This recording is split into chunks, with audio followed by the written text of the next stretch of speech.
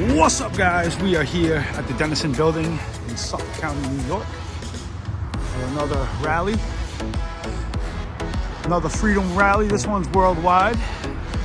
We have a whole bunch of participants from all different countries that today are coming out and letting it be known that we want freedom. We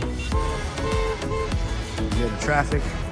We got all these beautiful signs, all these beautiful flags. I'm trying to walk as straight as I can on this uneven ground. Yeah, we're here.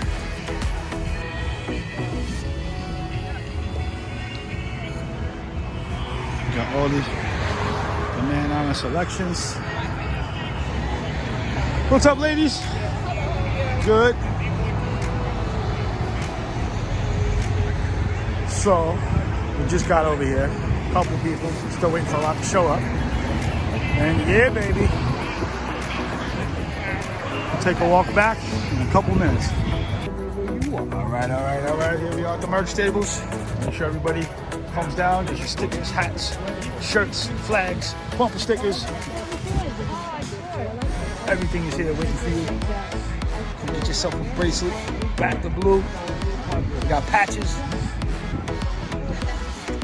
pins, hats, hoodies, gloves. Yeah, look at all this merch. All this beautiful merch. We got more merch over here. Got our beautiful vendor. Hello. Say hello to the people. Come down here, get some shirts, put some money in a pocket. That's what capitalism's all about. Let's go. What we got over here? Beautiful.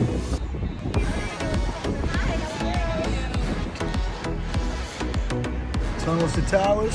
Support your heroes. Got some gift baskets over here. Some American merchandise. Hopefully that cake batter is not made in China. Yeah. Come over to the merch tables. Come get some merch. Beautiful, handmade, patriotic items. You want to crack open a beer? Why not do it with an American flag? Let's go. Got a little monument over here. Let's get out of the sunlight. Korean War.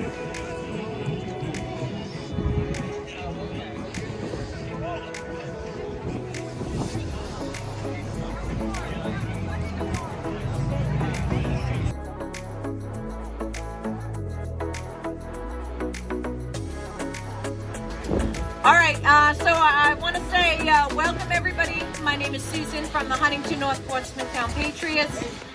Hey, good to see everybody. Welcome to the Worldwide Rally for Freedom Long Island location. Today's event is truly taking place all over the world. We are thankful to be connected to our brothers and sisters fighting for freedom in their own countries. Do you have any idea what's going on in China and how they treat the people? I want you to know, they use mass starvation. They rape. They have organ harvesting. They take the live prisoner. They're stacked in beds, 4 deep, waiting for them to be operated on while they're alive in the operating room. Sometimes there's someone right beside them because the organ is fresh out of the body. Because who knows what's going to happen to the dollar now that we got the digital currency on our back in an experiment for 12 weeks. Are you aware of that? Does anybody know that? Yep. You know that we're going to go digital? You know it takes away everything from us? Social credit score. Do you have any idea how damaging that's going to be to us? Oh my God. It's the elimination of private property. Huh? The elimination of private property. That's right.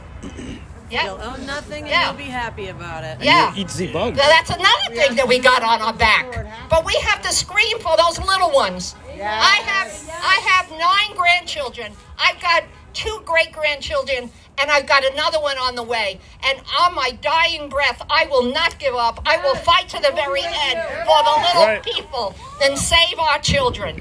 On the Liberty Bell, it says, proclaim liberty throughout the land and to all its inhabitants. Liberty and freedom come from God. They don't come from us. When Jesus went on the cross, he went on the cross to give freedom and liberty to the entire world. The work that he did on the cross was to bring freedom.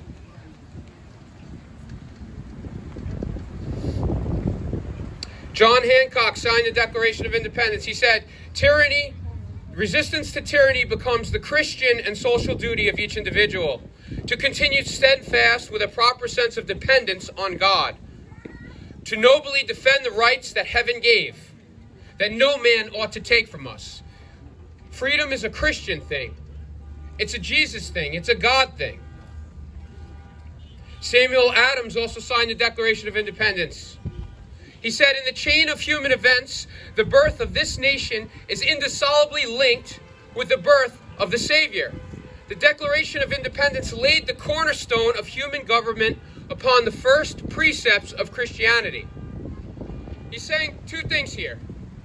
That this country is linked to Jesus' birth, to his resurrection, in a way that cannot be broken. That's what indissoluble means. It can't be broken, cannot be separated.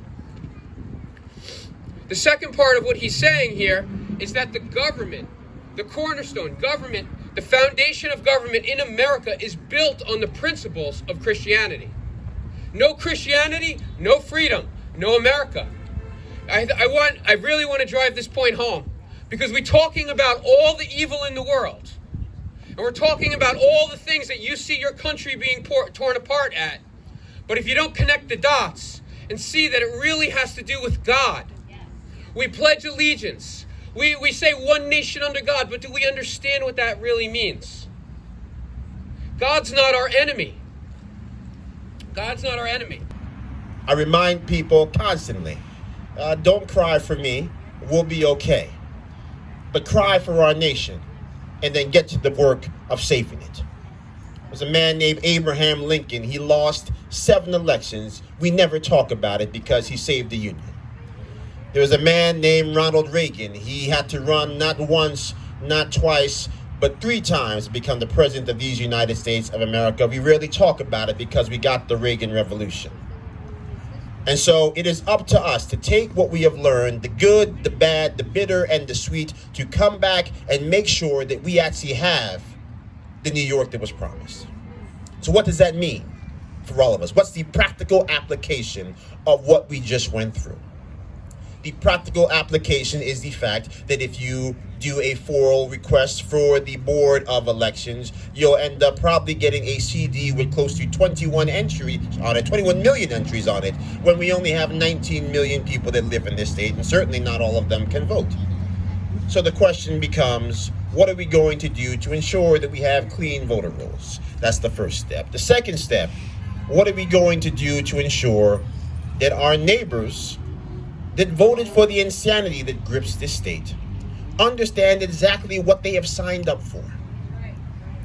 That means that we, yes, gather here every Saturday and continue to spread the word, but it also means that we have to go to communities that we rarely go to and commit to making that trip every single week, if necessary, to talk to those people that we rarely talk to and communicate not only what is happening to them, but also, more importantly, that we care and love them. Because you see, when people are united in love, fear and division cannot rip them apart. They keep us divided because they know if the neighbors recognize that we were not the monster that was foretold, they could never actually get them to continue to vote against their own interests. My grandfather told me a long time ago, he says, son, the down payment on despair is always free, because how in the world could you get so many people to accept less than they deserve? And all across this state, all across this country, we know that we are receiving less than we deserve. Public schools where 60% of our children cannot read at grade level, it is less than we deserve.